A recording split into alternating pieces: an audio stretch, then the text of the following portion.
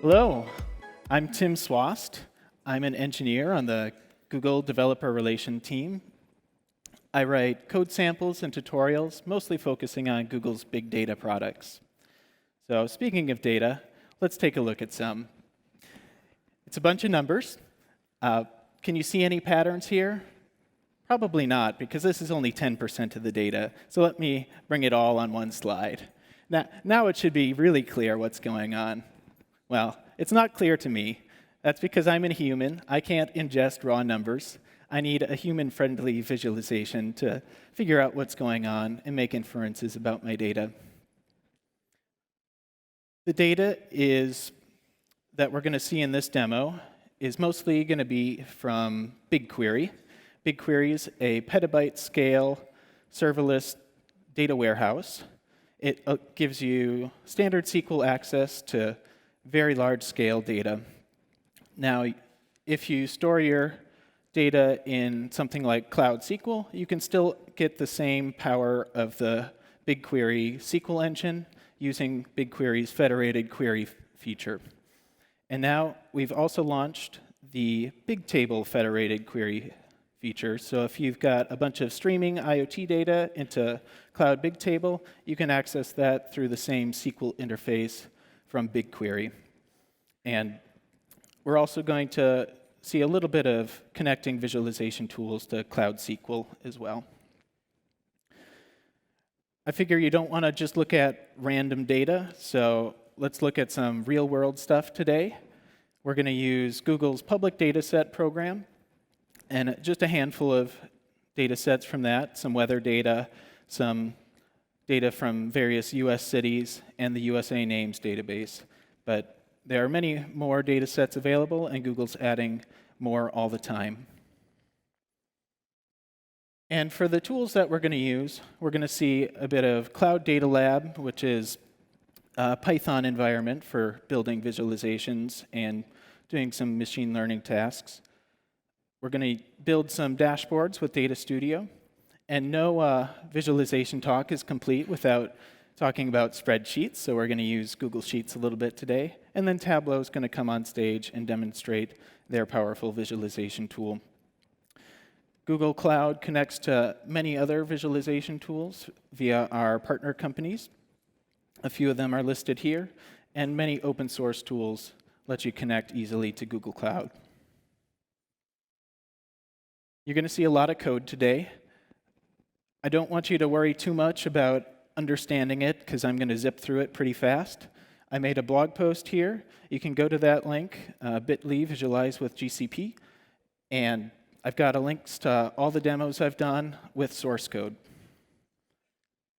Yeah, okay. So why are we visualizing our data? The big reason to visualize your data is you've got a problem you want to solve. So one problem that a lot of people have is how to name a child. Now, that's a very personal decision, but I'm a geek, so I want to try to use big data to help solve this. The first thing to do when you're building a visualization is to build a summary of the data. It doesn't make sense to try to see gigabytes and gigabytes of data all in one plot.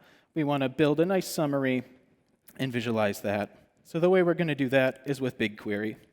So for our name assignment task, we might want to try to get a feel for what names are out there and how are they distributed. So this query selects the first letter of all the names in the USA Names database and counts how many names start with that letter. Now let's cut to the demo. This is that same query, but in the BigQuery UI. I'm going to click this red button here to run the query. And that's going to take a few seconds. And once that completes, we're going to click this Save to Google Sheets button in the right corner. And then we'll click to view that. It's opened a new tab.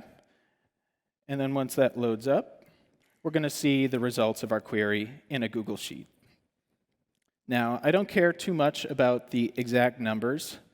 What I really want is to get a feel for the distribution. So I'm going to insert a new chart. Google Sheets recommends, based on the types of data it sees, different visualizations. In this case, it's suggesting a bar chart, which is exactly what we want. So let's insert that. So now we can clearly see that the letter J on the left is by far the most popular starting letter for names. And then it trails off slowly, eventually getting down to the letter U, which is so infrequently used, it doesn't even show up as a bar on this bar chart. So maybe if you're going for a unique name, pick one that starts with the letter U. Ursula or Ulysses might be a good option there. So we've explored our data by building a visualization. And the great thing about Google Sheets is it's easy to share it with your coworkers so they can see both the results of the query and the visualizations you've built. Now there's a problem with, potential problem with picking a name that starts with the letter U. I know I experienced this in elementary school. So you're back in elementary school and you're lining up to go outside for recess. The teacher's going to line you up alphabetically. And it's really uncomfortable being at the end of the line. And it's also equally uncomfortable being at the beginning of the line. So I know growing up, I wanted to be in that nice, comfortable center spot.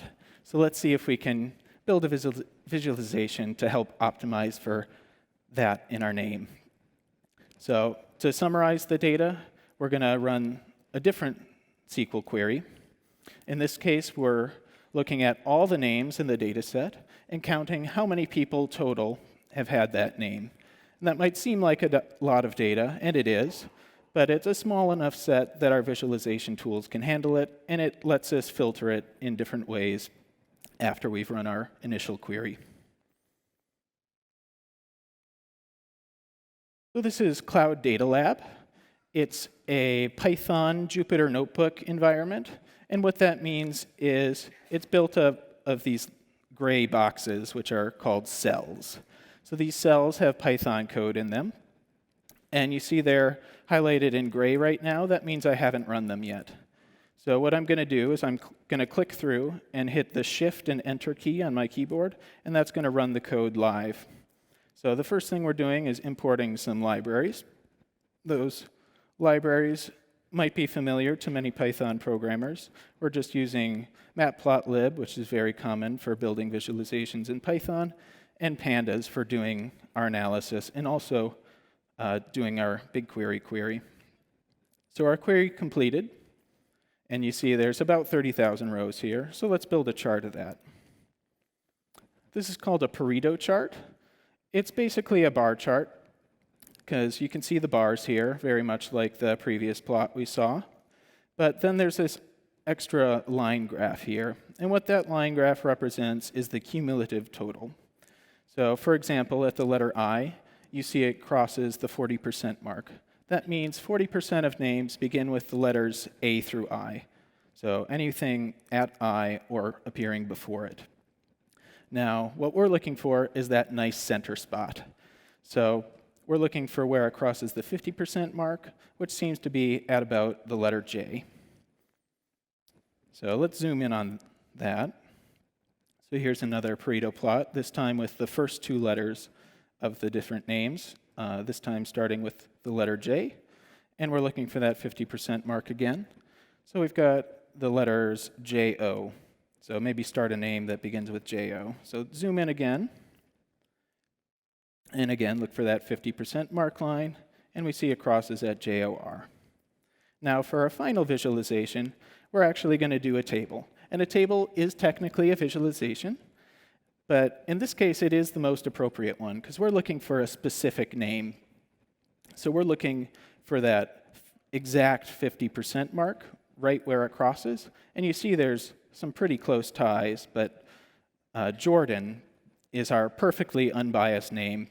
If you pick the name Jordan, you're going to have the best chance of being at the center of those lines in elementary school.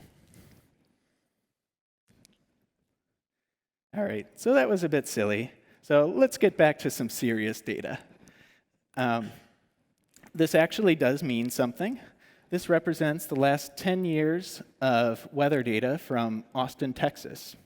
So Austin's famous for many things and many festivals, but one of those is the Austin City Limits Music Festival. So this festival has been going on for over 10 years, and a few years ago, back in 2009, they switched from being on a weekend primarily in September to a weekend in October. Now, my Austin friends have many theories about this, but the most common one seems to be it's really hot in Austin in September, especially for an outdoor music festival where you're out in the sun all day. So my friend's hypothesis is that the organizers switched to October to beat the heat. Now, that's a great theory, and it seems to make some intuitive sense, but let's use some big data and see if this hypothesis is correct. So first thing we're going to do is build a summary. So we're going to run another BigQuery query. This query selects data from the NOAA weather public data set. So that data set is over 100 years of temperature data from weather stations across the world.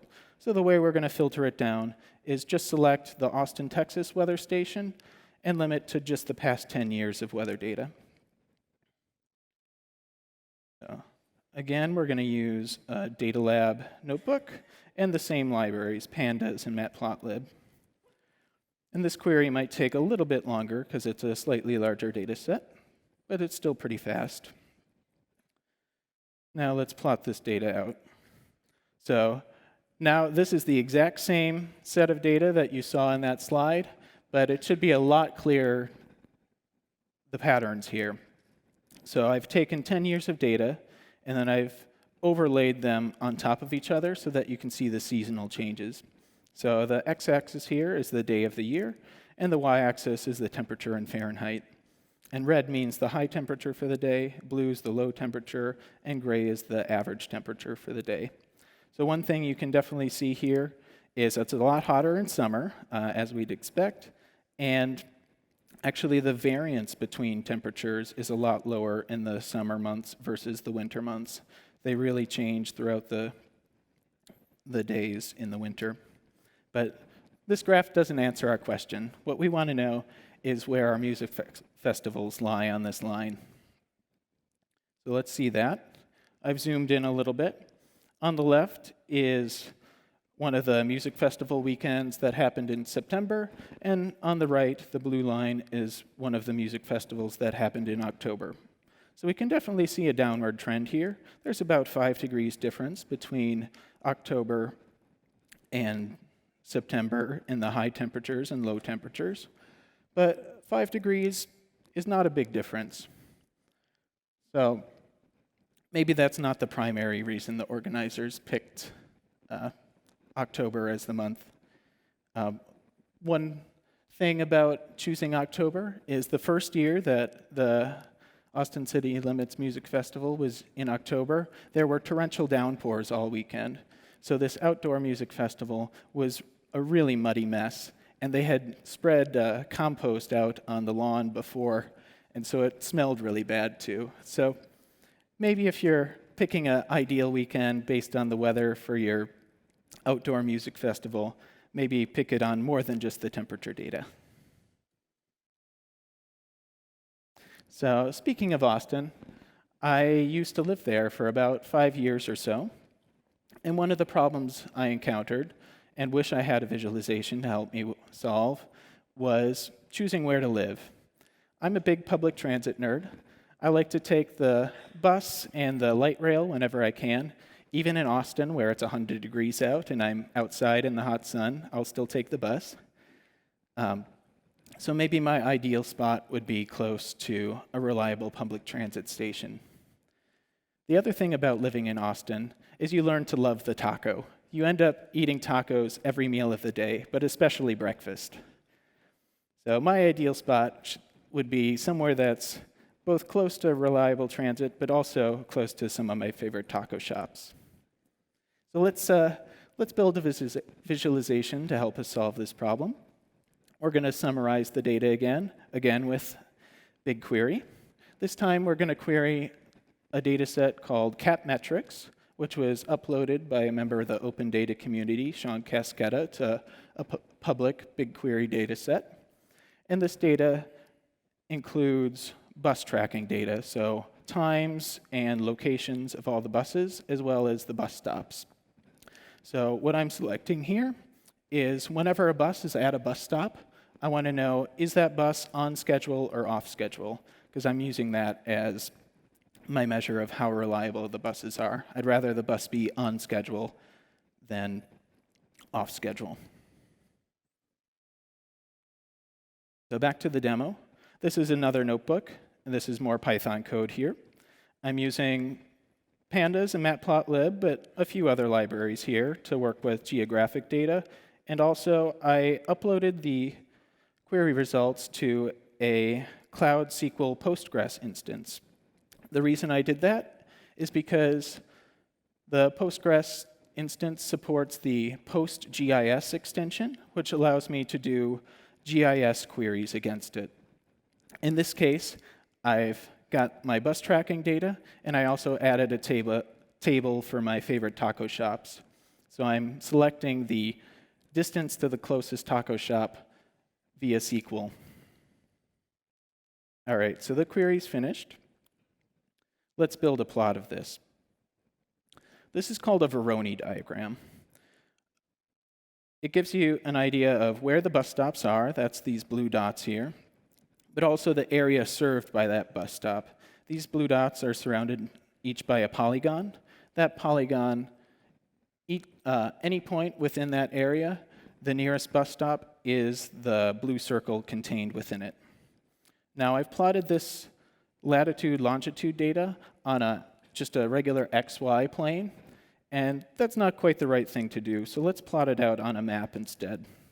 So I'm going to convert this Voronoi diagram into GeoJSON, and then I'm going to plot it out using a library called Leaflet. So here's all our bus stop areas plotted out on a map. So you can see the different areas served by the bus stops overlaid on the map of Austin.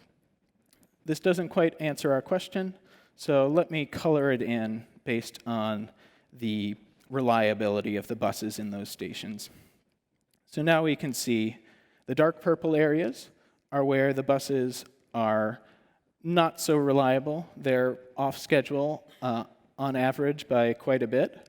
And the lighter areas are where the public transit is pretty reliable and they're on schedule most of the time. So that's great. We could use this to find an apartment, but it doesn't solve my taco problem. So let's combine the taco table with this data set. So now I've overlaid where all my favorite taco shops are, and then I've colored it in not only by the public transit reliability, but also the proximity to a taco shop. So the light areas are the areas that have reliable transit and are close to a taco shop, and the darker areas are either not reliable or far away from a taco shop or both. So panning around here, we can see a few possible choices. If we want to live on the south side, I happen to know this is William Cannon Road down here, and it's by Torchy's Tacos. If we want to live on the east side, there's not too many choices, but we've got a little spot of white here by the Plaza Saltillo light rail station and El Cholito. Or if we want to live on the north side, there's a nice spot up here across Torchy's Tacos on Burnett Road. All right, so we found the perfect place to live. It's got reliable public transit and proximity to delicious tacos. So let's imagine for a minute that you're a data scientist and you're working for the public transit company. So you just saw my talk and you want to cut down on the number of those purple areas. So it's your job to help keep these buses running on time. So you're going to do the same kinds of analysis that we just saw, but eventually you're going to want to share your work with one of your coworkers. So one way to do that is to take a screenshot of your visualization and then send it off in an email to your coworker. Now, that works fine. They're going to see the exact same image you saw, but there's a problem with that. Buses move around. So by the time your coworker gets to that email an hour later, the problem will have evolved. So ideally, we'd have a live dashboard that shows not the data an hour ago, but the data as it is right now. And we're going to use Data Studio to build a dashboard like that. Data Studio allows you to connect to BigQuery, as we've seen in the other visualizations in this talk, but it also supports Google Analytics and many other data sources. In this case, we're going to use a BigQuery query. So this query is very similar to the previous one we saw. I'm still looking at how far off schedule the buses are on average, but this time I'm splitting up by the day of the week and the hour of the day, because I want to see how the problem changes over time. So cutting to the demo, I built this Data Studio dashboard. So I used Data Studio's filtering mechanism to build 7 different graphs here, each showing a different day of the week. And then I've got a line graph for each one. The x-axis is the time of the day, and the y-axis is how far off schedule are the buses on average for that hour.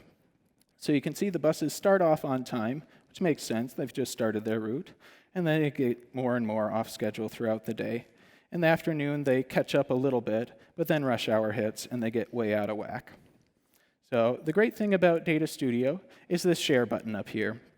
You can click that. It gives you a link. You can send that off to your coworker, and then when they load this page up, it's going to rerun that query, and they'll see a live view of the data. And if you want their help building this dashboard, maybe you want them to add some new visualizations to it, you can give them edit access, just like you would a Google Doc. Now, I've only used line graphs in this dashboard, but Data Studio also supports bar charts, geographic maps, scatter charts, all the visualizations we saw today, and more.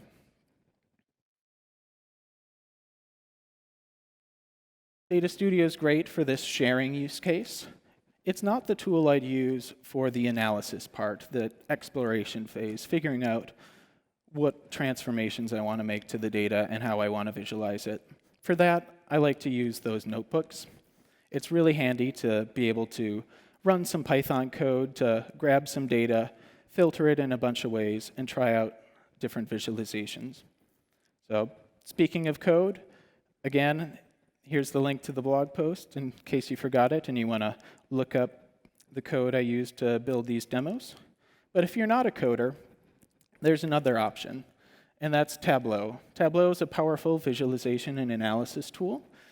No coding skills required. And to show you more about that, let me introduce Vaidi Krishnan, who's going to come to stage and show you how GCP customers are using Tableau to gain insights about their big data. Thank you. Yeah. Of course. So my name is Vaidi. I lead partnerships for Tableau. So my job at Tableau is to work with Google and all the other technology partners we collaborate with and that help our customers be more successful with Tableau.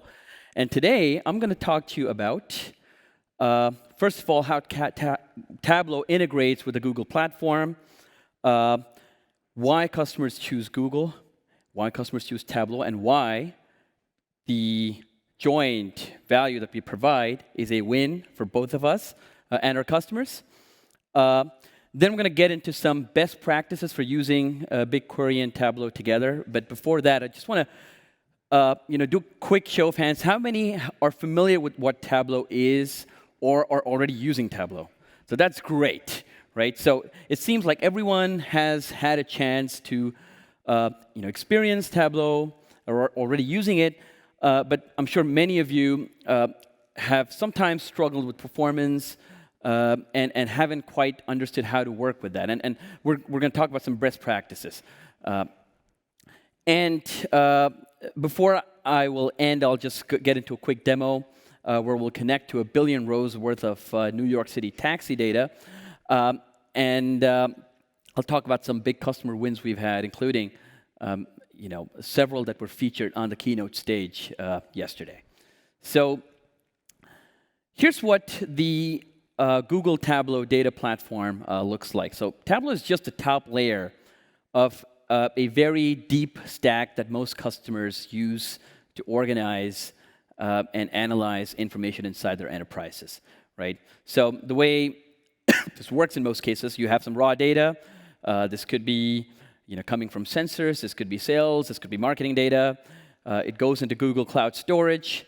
Then it flows into one of many different databases, all of which Tableau offers direct native connectivity to. So we're talking Cloud SQL.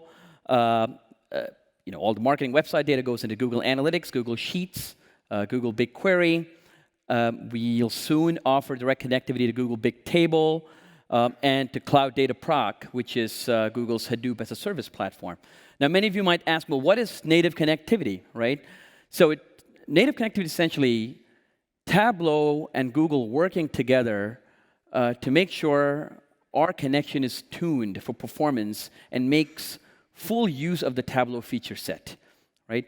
When we just connect via ODBC, it's not always optimized. So we have both our engineers have been hard at work to make sure this integration is performant and works great for our customers.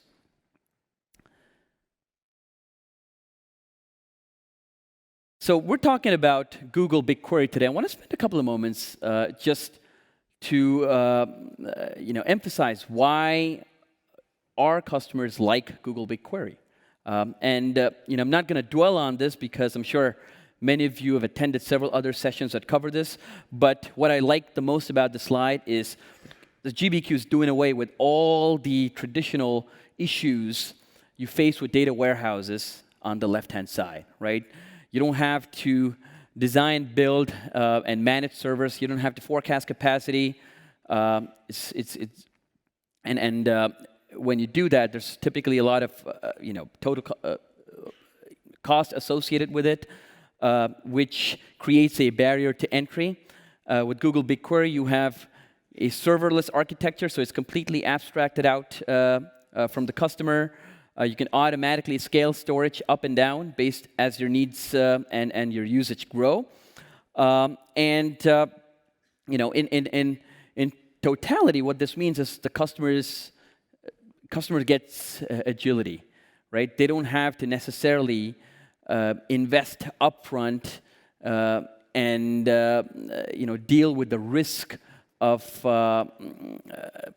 just letting their or they don't have to deal with a lot of risks, right? So, as with any cloud platform you have out there, Google BigQuery makes sure that they don't have to invest a ton in CapEx, and most is OpEx and scalable and agile. So let's talk about some of the common problems you face with analyzing data. Well, first is, as with many legacy BI products, and in fact, a surprising number of new vendors, especially in the data discovery space, they make you write code to connect to data, right? Which is great for a DBA or someone who's a developer. But if you're a business user or someone who is close to the actions that come out of his work and who knows the data, you don't have to spend time doing that. Now, once you're able to connect the data, it's typically very hard to create a viz, right? You need to know what question you're going to ask before you analyze data, but that's not how data exploration works. 90% of the time, I just have a billion rows and I don't even know what question to ask. I need to just explore away and let that data guide what that question should be, right? So, imagine a platform that's asking you to click on a bunch of wizards or choose a chart type even before you've asked that question, right? We wanted to disrupt that experience, right? And I'll talk about how Tableau solves that. And finally, once you've created something, you have to share, and Tim alluded to this a little earlier, share that work with the rest of your organization. This could be internally with stakeholders or clients, to make sure that that analysis is acted on, right? And again, that has typically not been easy in traditional BI platforms. So how can Tableau help? Well, first of all, you can connect to all the Google data sources I talked about, and a whole slew of other data sources in a minute, right? And I firmly believe that across most organizations, not all your data rests in one place, right? So you may have a ton of data in GBQ, but you have data in Salesforce, you have data in Marketo. You still have some of those old spreadsheets that some of your teams may be continuing to update on an ongoing basis that you want to bring into your analysis, right? We allow you to bring all those data sources together, and we are not just a visualization tool. So I know, like, when we started out and back in 2003, the first couple of years, the market saw us as a shiny new toy. But over the years, we've expanded our capabilities. We're now proud to be an enterprise-ready, mission-critical platform that allows people not just to analyze and explore data, but to share, govern, and collaborate and distribute it in a way that makes people feel empowered. So IT can also participate now in driving the analytics direction of organizations, right? So your business users are governed without feeling that they're being governed, and IT is now able to focus all its time on high-level security and data management tasks. Right? So how do Tableau and Google work together? Again, it comes down to three things: speed and agility. We deploy on the Google Cloud Engine. You can connect in minutes, start analyzing data right away. GCP offers scale and agility. There's no guessing capacity issues. You don't have to forecast in advance, scale up and down as you need. And Tableau works with all kinds of data and unlimited amounts, and I'll illustrate that in a demonstration a little bit. And of course, there's TCO, which both of us are really great at. Ours has been ranked the lowest among all the major BI vendors, and GCP can be up to 40% cheaper than cloud competitors. So what are some best practices for Tableau and BigQuery together? Again, I'm not going to dwell on all of these, but there's a few ones that I would like to just double-click on. The first, and so the top half is all the best practices that have to deal with Google BigQuery. So first of all, when a visualization is not performing, 50% of the time, or I would say 70-75% of the time, you haven't tuned your data source well.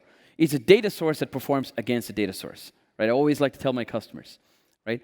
If your SQL against a data source is taking 50 seconds, Tableau cannot make that 40 seconds, right? So you always have to start with the data source first. So what do? Avoid select star. Why is that? Because Google BigQuery is a columnar store. So what that means is every column is in a different physical block. If you choose your columns and not do select stars, queries are going to be more performant. Denormalization is your best friend. Google BigQuery is great at joins, but if you're able to pre-join and flatten out your structures and essentially trade your storage for compute resources, well, obviously you're going to be paying more for storage, but paying a lot less for compute. And I think that's a very effective trade-off. Your queries are going to come back faster. So always denormalize your tables. And actually, this works for Tableau as well. We like denormalized structures because it helps us fire that analytical query a lot better. Leverage natural partitioning or use explicit sharding. So again, the point we're trying to make is avoid full table scans. And leverage natural partitioning, which is usually your record create date. So if you have a bunch of tables and you have one table for each date, you can use that, or make sure you're using some sort of filter to not scan everything and just scan what you need. On the Tableau side, again, I have seen billions of rows worth of data experience, or people experience 20x performance improvements over several billions of rows of data just because they had a solid indexing and partitioning strategy. Avoid too many filters. avoid large data set to second data set blending. The thing about Tableau is just because it's easy, it allows people to do a lot of things, and just because you can do it doesn't mean you should. So avoid that. And stay away from having large number of schemas and columns. It's always good to know in advance or try to figure out what are the columns you want to explore versus what's junk, and only connect to what you know for sure you're going to use. So with that, let's get into a really quick demo. Here I am connected to Tableau Desktop. So this is what an analyst would use to create visualizations, right? So this is the analyst, and I am going to go ahead and connect to Google BigQuery instance.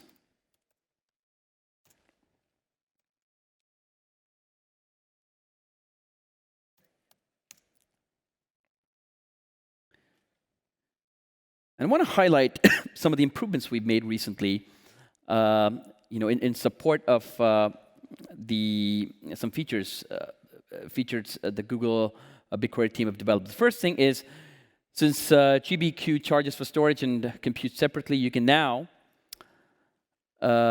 use the billing project feature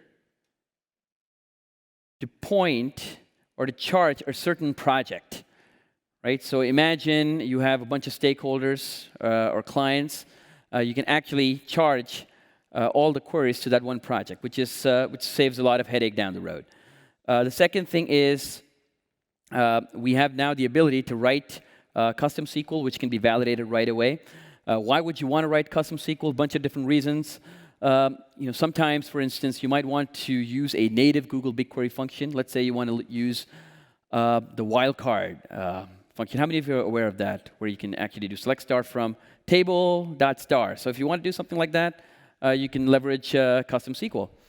Also, we have added a little flag that lets you control whether you want to send legacy SQL or standard SQL. So GBQ has now announced support for standard SQL, which is ANSI SQL compliant. But there are several customers who have views that have all been written in legacy SQL, right? So when that's the case, you obviously want to send legacy SQL, and we give you that option, right? So let's go ahead and do some analysis. So here I am going to pull, I think it's about 6 or 7 years worth of New York City taxi data, all downloaded from the nyc.gov website and staged into Google BigQuery. And I'm going to start asking some questions. The first thing I want to know is, well, how many rows there are? And let's do that. I think it looks like there's about a little in excess of 1 billion rows. This is a perfect example of an analysis I'm going to do where I don't even know what to ask. Well, I'm just going to explore away, right? So first thing I want to know is, well, how have these number of records trended over time? So how about I look at this by the pickup date time. And I'm going to look at this by year. Well, that's kind of nice.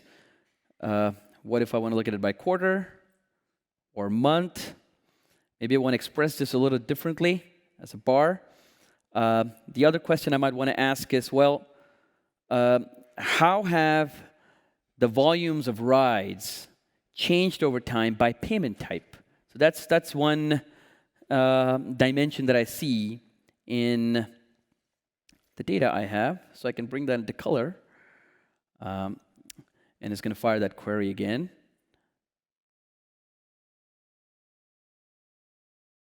And hopefully it comes back in a bit. Now, while that happens, let me also tell you that Tableau takes a hybrid approach towards data. So we allow our customers to connect live, but customers are always encouraged to use our Tableau data extract if they only want a snapshot in time. So they can always bring data into memory, and we have a lot of customers who may have trillions of records, but to prove a concept, they just need data for the last couple of years, right? So, and you can use a Tableau data extract to do that. So that's nice. And what this is doing is it's highlighting a problem that we see with a lot of data, which is dirty data, right? So here I have cash transactions being represented as multiple categories. So I might want to just go ahead and club them as one. So I'm going to do that right here. And when I do that, it doesn't change the source. All it's doing is it's changing the metadata. So now we will have a new payment group created when that happens. I'm going to go ahead and club all the credit card transaction as one as well. So let's do that. So grouping that all into one.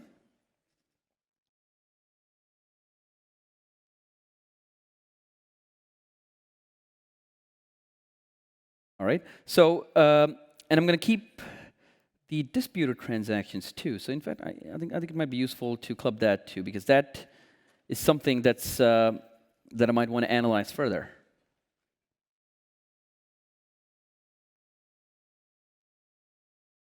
All right. So, not surprisingly, if you look at the data from 2009 through 15, the proportion of credit card transactions is increasing, and it's not all that surprising. But you know, if you wanted to make the case a lot better, you can also add a little table calculation and express this result as a percentage of total. Right? So that just makes it you know, clearer, a lot nicer.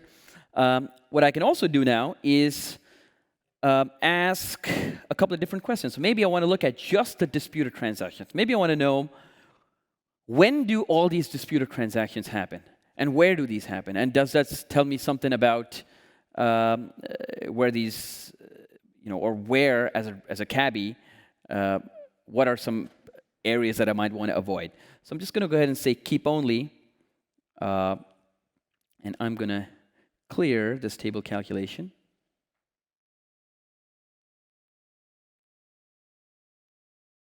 All right. And I'm going to go ahead and duplicate this sheet. And now I'm going to try to express this data a little differently. Maybe I want to look at the same information by hour. Right. Again, nothing surprising, not a ton of rides happening in the wee hours of the morning. Right? But volumes grow as you get later in the day. The next question is, well, can I hone in on certain neighborhoods or certain boroughs within New York where all these disputes happening in the wee hours of the morning? So for that, I am going to represent this data geographically. So let's look at my latitudes and longitude data. Oops.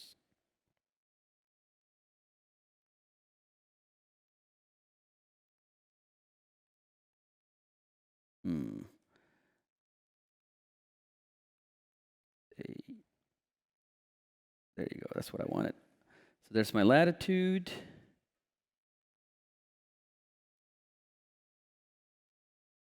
And let's bring in my longitudes here.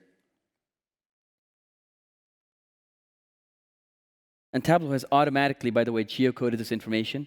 So it recognizes well-described addresses. It recognizes boroughs in New York. It recognizes zip codes. But you know, if you don't have that, you can use a whole range of geocoding resources to bring latitudes and longitudes and actually have them inside Tableau. So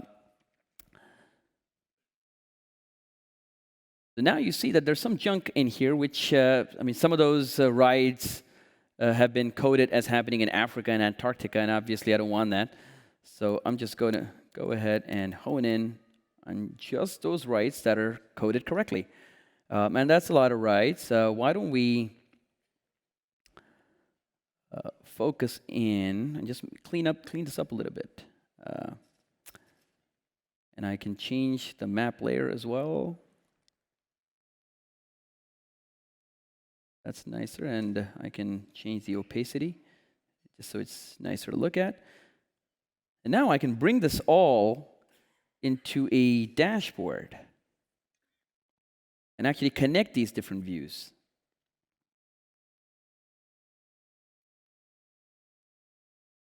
Right? I don't need that.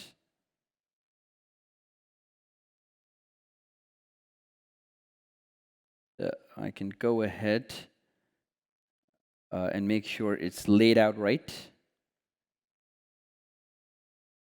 And I can enable action filters.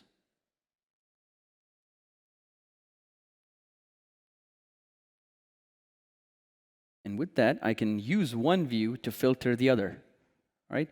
So obviously, we see here there's a lot of activity around LaGuardia, JFK, some busy thoroughfares around Brooklyn and Williamsburg, and Midtown is always crazy, even in the wee hours of the morning. So again, just a very quick illustration of how all of this comes together. And again, this was done off a billion rows. So how are customers leveraging Tableau and BigQuery together? So here's 3 different examples. We're a fairly horizontal platform. We have customers across all verticals using Tableau. We're in about 95% of the Fortune 500 companies. But the 3 I want to highlight are one, which is Kabam, very small gaming company, lots of data. They have, they've had a relationship with Google for years, and they're asking questions around their gaming data, right? They want to know, user behavior. Where do people get stuck, right? What are some, how do I design the game so people spend more? These are the kinds of questions they're asking. You have University of Colorado at Denver, and they just came out with a press release today. They're bringing in their EHR data, combining with patient data and environment data to deliver personalized medicine. And of course, I'm not going to talk about Home Depot. You guys heard from them on the keynote stage yesterday. So with that, just before I end, here are some resources for you guys on how the 2 platforms work together. If you have some product-related questions, please feel free to reach out to me.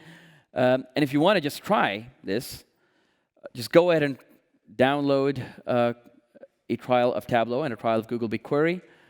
Connect the 2. There's a whole bunch of public data sources out there that Tim pointed you guys to. All that New York's data is available on the web. There's some Medicare data, and you can explore them to your heart's content. Also, check out that the white paper I may or may not have talked about, but all the best practices that I covered have been detailed in the white paper, and there's a lot of examples in there as well for those of you who are existing customers and have been using the 2 platforms together for years. So if you want to see more about Data Studio, there was a talk yesterday about that, and the recording's already up. There's a couple talks about BigQuery. You can check those out. And there's a great talk by Felipe about the public dataset program. So I recommend you go to those. And then if you want to try any of these firsthand, you can go to these code labs. This is the URL for the Google Quick Labs. There's a couple related ones there. You can try out BigQuery with the Wikipedia public data set, and you can try out Data Lab and some of the Cloud ML Engine features that are tucked into that I didn't quite get to today.